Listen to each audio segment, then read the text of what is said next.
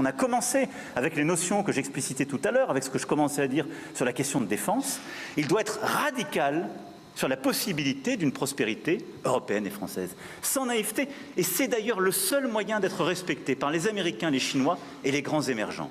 Aussi longtemps que nous leur tiendrons un discours qui est le contraire de ce qu'ils font pour eux et chez eux, nous serons vus comme les grands naïfs de l'histoire.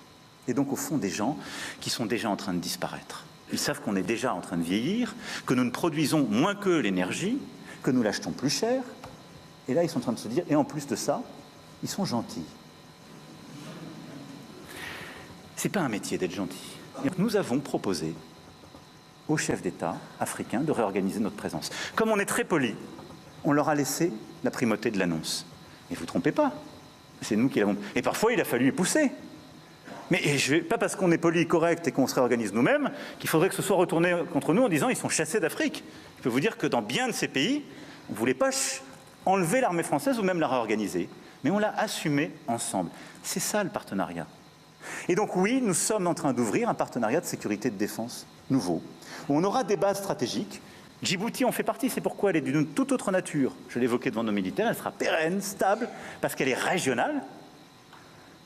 Et on va demander à nos partenaires de savoir exprimer leurs besoins en termes de défense. Mais on va faire plus de formation, plus d'équipements, plus de renseignements, plus de contrats aussi dans la durée de défense. On va qualifier la menace avec eux. Et on va aussi inventer une nouvelle relation, comme on l'a fait ces dernières années avec le Bénin, relation inédite, comme on va le faire avec le Nigeria, où on a commencé un dialogue stratégique qui n'existait pas jusqu'alors, ce qui était une aberration.